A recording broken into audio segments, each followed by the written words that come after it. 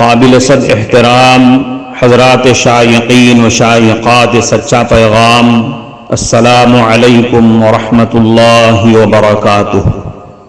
آج کی محفل میراث النبی کے نورانی پروگرام میں آپ کا استقبال ہے۔ اہلا و سہلا مرحبا۔ ہم آپ تمام حضرات و مستورات کا خیر مقدم کرتے ہیں۔ محترم حضرات و خواتین، تعلیم کا آغاز ہو رہا ہے۔ سب سے پہلے آداب تعلیم کا لحاظ کرتے ہوئے تعلیم کی طرف متوجہ ہو جائیں۔ پورے دھیان سے سننا، عمل کی نیت سے سننا اور تبلیغ کی نیت سے سننا، یعنی سنی ہوئی باتیں دوسروں تک پہنچانے کے جذبے سے سننا۔ چند خاص آداب تعلیم ہیں، امید ہے کہ آپ حضرات ان آداب کا ضرور خیال رکھیں گے۔ جزاکم اللہ۔ بسم اللہ الرحمن الرحیم۔ مہمان کا اکرام، مہمان کی عزت اور مناسب خاطرداری بھی ایمان کے شعبوں میں سے ایک اہم شعبہ ہے، جس کی اسلام میں بہت تاکید کی گئی ہے۔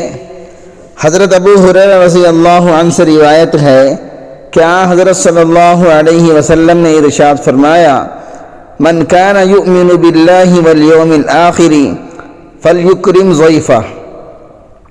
جو شخص اللہ اور یوم آخرت پر ایمان رکھتا ہے وہ اپنے مہمان کا اکرام کرے۔ مہمان کے اکرام کا مطلب یہ ہے کہ خندہ پیشانی سے اس کا خیر مقدم کیا جائے۔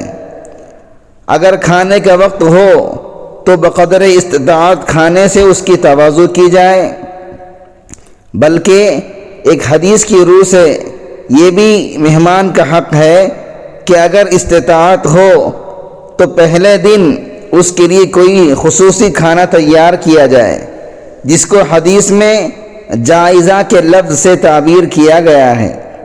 البتہ ان تمام باتوں میں محض رسمیات، نام و نمود اور تکلفات سے پرہیز کرنا چاہیے۔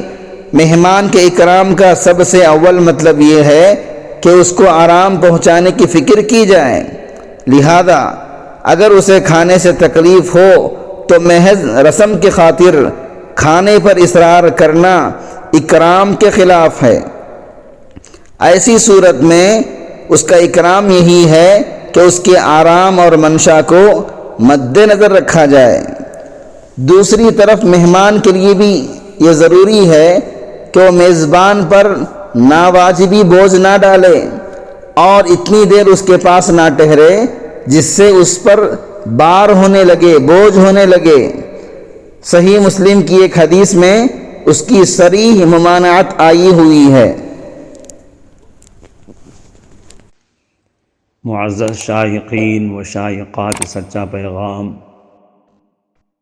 آپ کو اندازہ لگ گیا ہوگا کہ یہ مضمون کتنا اہم ہے اور کس قدر فائدہ مند ہے۔